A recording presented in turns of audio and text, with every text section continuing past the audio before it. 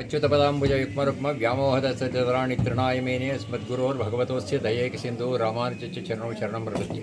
ಶಂಕರ ರಾಮಾನುಜ ಮಧ್ವಾಸ ಗುರು ನಮಃ. ಇವತ್ತೊಂದು ದಿವಸ ಈ ಒಂದು ಜಾಗದಲ್ಲಿ ಅಯ್ಯಪ್ಪ ಸ್ವಾಮಿ ದೇವಸ್ಥಾನದಲ್ಲಿ ದೇವರ ಕಾರ್ಯಕ್ಕೋಸ್ಕರ ಎಲ್ಲರೂ ಬಂದಿದ್ದೇವೆ. ಇಲ್ಲಿನ ವಿಶೇಷ ಏನು ಅಂತ ಹೇಳಿದ್ರೆ, ಸ್ವಾಮಿಯ ಪ್ರತಿಮೆಯನ್ನು ಮೈಸೂರಿನಲ್ಲಿ ಪ್ರಖ್ಯಾತ ಶಿಲ್ಪಿಗಳಾದ ಅರುಣ್ ಯೋಗಿರಾಜ್ ಅವರು ಈ ಒಂದು ದೇವರ ವಿಗ್ರಹವನ್ನು ಮಾಡಿಕೊಟ್ಟಿದ್ದಾರೆ.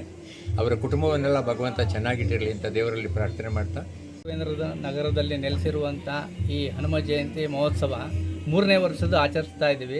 ಈ ದಿನ ನಮ್ಮ ಪರಮ ಪೂಜ್ಯರಾದಂಥ ಇಳೆಯ ಆಳ್ವಾರ್ ಸ್ವಾಮೀಜಿಯವರ ದಿವ್ಯ ಸಮ್ಮುಖದಲ್ಲಿ ಪ್ರತಿ ವರ್ಷವೂ ಆಚರಣೆ ಮಾಡ್ಕೊಂಡ್ಬಂದು ಮೊಹಲಾ ನಿವಾಸಿಗಳ ಸಹಕಾರದಿಂದ ಮತ್ತು ಭಕ್ತಾದಿಗಳ ಸಹಕಾರದಿಂದ ಪ್ರತಿ ವರ್ಷವೂ ನಾವು ಇದೇ ರೀತಿ ಅನ್ನಸಂತರ್ಪಣೆ ಮತ್ತು ವಿಶೇಷ ಪೂಜೆಯನ್ನು ನಡೆಸ್ತಾ ಇದ್ದೀವಿ.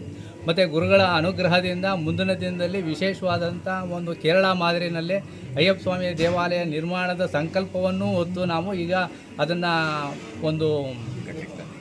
ಒಂದು ಹಂತದ ಕೆಲಸವನ್ನು ಮುಗಿಸಿದೆ. 2ನೇ ಹಂತದ ಕೆಲಸವನ್ನು ನಾವು ಕಾಸರಗೋಡಿನಲ್ಲಿರುವಂಥ ಪ್ರಸಿದ್ಧ ಶಿಲ್ಪಿಗಳ ಹತ್ರ ಕೆತ್ತನೆ ಕೆಲಸ ನಡೀತಾ ಇದೆ. ಅದು ಮುಂದಿನ ದಿನಗಳಲ್ಲಿ ಶೀಘ್ರವಾಗಿ ಸ್ವಾಮಿ ಈ ದೇವಸ್ಥಾನದಲ್ಲಿ ನೆಲೆಸುವಂತೆ ಪ್ರೇರಣೆ. ಇದು ಜಾಗ ಯಾವುದು, ಇಲ್ಲಿನ ವಿಶೇಷತೆ? ಈ ಜಾಗ ಇಲ್ಲಿ ಗಿರಿಯಾಬೋಯಿ ಪಾಳ್ಯಕ್ಕೆ ಸೇರಿದಂಥ ಜಾಗ. ಅದು ಹೊಸ ನಾಮಕರಣ ರಾಘವೇಂದ್ರ ನಗರ ಅಂತ ಆಗಿದೆ.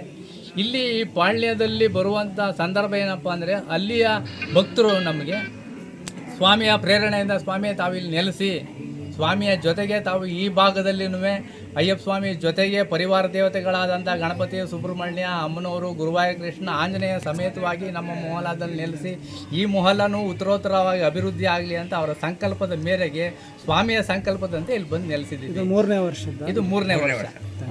ಅಯ್ಯಪ್ಪ ಸ್ವಾಮಿ ಅವ್ರದ್ದು 35ನೇ ವರ್ಷ. ಅಂದರೆ 35 ವರ್ಷ ನಡೀತಾ ಇದೆ.